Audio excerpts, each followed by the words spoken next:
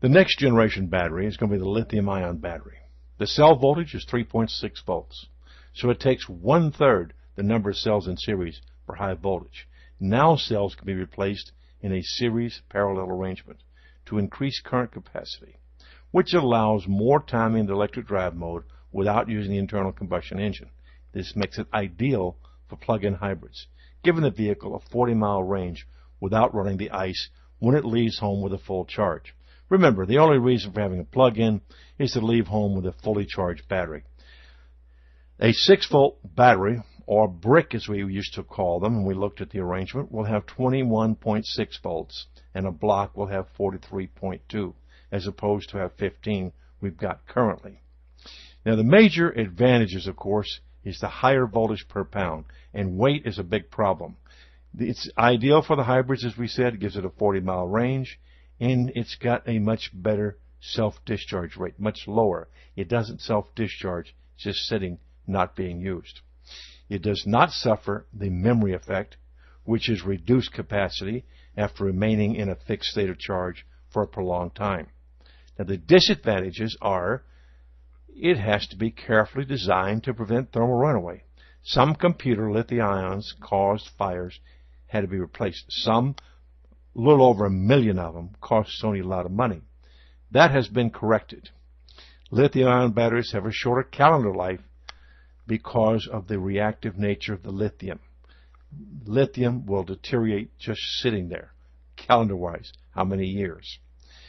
They have a higher cost. This is our biggest problem, and it's hoped that volume production will bring costs down. GM is looking to produce their own. Ford is looking to go into production to bring the cost of this down to make it possible. And the pressure has to be vented to release internal pressure, but that's already available, so it's not a big issue. There is one big problem. This battery was pierced by metal, and you see the results. Now, one company has already demonstrated a lithium-ion battery that does not burn when it's ruptured by metal like this. The reason you do not see them in use today is fear that a collision could cause a fire, and as you can see, it's a pretty bad fire. But that's been corrected, we hope. Most new plug-ins are going to be using the lithium-ion batteries, and research has improved the thermal runaway problem. I think it's gone.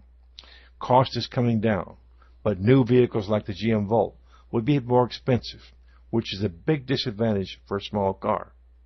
But the 100-mile per gallon range is going to help that aspect as well. Controlling thermal runaway does have a minor impact on the output voltage. So lithium-ion batteries are expected to have the same self-service life as we've had before. But if improvements happen as expected, we hope that the age deterioration is overcome. That's one of the issues that has to be fixed. And both batteries are going to have a cradle-to-grave recycling program. If you ever need to recycle one of these, they all have an 800 number to call if replacement is necessary, and recycling is important. So that's the picture on the new lithium-ion battery.